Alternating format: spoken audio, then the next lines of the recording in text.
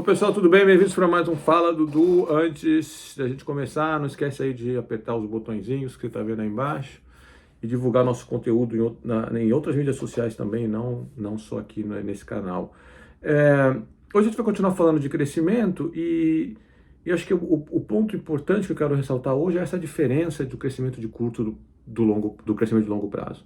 As pessoas olham muito, né? Quando você vê o debate ele é muito centrado.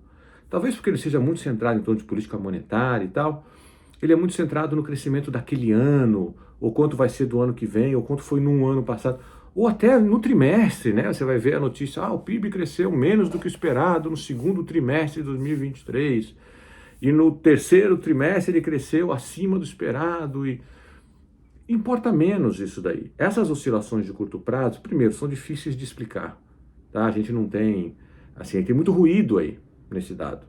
É verdade que elas são afetadas por política monetária e política fiscal, mas no curtíssimo prazo é bem ruído mesmo. Política monetária e política fiscal, a gente pensa que afeta aí a economia num período de, sei lá, 8, 12 trimestres, né? Pouco mais de 2 anos, então é o prazo em que essas mudanças na política monetária, por exemplo, se fazem sentir sobre a economia. Mas mesmo esse período de tempo ainda é curto para a gente entender, por exemplo, onde o Brasil está hoje, onde poderia estar se tivesse tido uma taxa de crescimento nos últimos 40 anos, aí sim, maior, ou de 2% da renda per capita, não sei. Então o Brasil, a renda per capita cresceu muito pouco nos últimos, se você faz a média dos últimos 40 anos, a taxa pífia. E aí, a coisa do juro composto é muito importante, porque não precisa crescer tanto assim, com essas velocidades astronômicas chinesas, para você alcançar um nível de renda per capita mais alto. É óbvio, se você crescer muito, né, a taxas muito altas por um período relativamente prolongado de tempo, isso aí vai te dar uma arrancada gigantesca, que foi o que aconteceu a propósito com a China. Era um país super pobre, hoje é um país de renda média. Sob a perspectiva do Brasil, que já é um país de renda média, é natural que as taxas de crescimento mais para frente não sejam tão fortes assim. E não tem problema. O problema é a gente manter isso daí, uma taxa de crescimento médio, com as oscilações de curto prazo, né?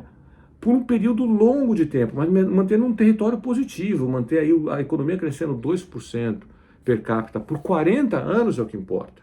Não me importa se num ano é 3, no outro ano teve uma recessão mundial, mas vai ter mesmo no meio do caminho, que deu uma derrubada no PIB, contanto que você volte logo para aquela trajetória de longo prazo. Então, a principal, acho que, lição que eu queria transmitir hoje para vocês é essa.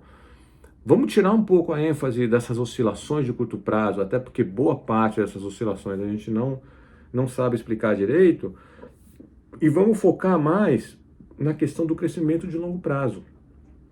Porque, de novo, como é taxa composta, né? Se cresceu 3% num ano, 3% no outro ano não é 6% no total em 2 anos, é mais que 6%, porque a base de comparação, né, para o crescimento do segundo ano já é mais elevada. Então vamos tirar o foco do curto e focar nisso. O que precisa fazer para garantir que o crescimento por 40 anos seja aí acima de 2% em média, né? Porque é isso que vai mudar o nosso nível, o nosso patamar de renda per capita, e com o PIB não é uma medida mágica que condensa todas as informações importantes de uma sociedade, mas ela é bastante importante, sim.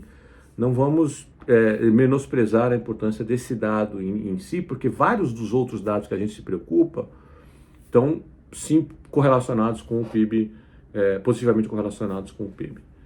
Tá bom? Então é isso. Oscilação de curto prazo chama muito atenção, às vezes tem uma recessão, às vezes essas recessões muitas vezes são consequências de choques globais, né, que todos os países caem, mas o importante é a gente conseguir voltar logo depois do choque adverso para uma trajetória de crescimento continuado, sustentado. Esse tipo de coisa não se resolve com política monetária.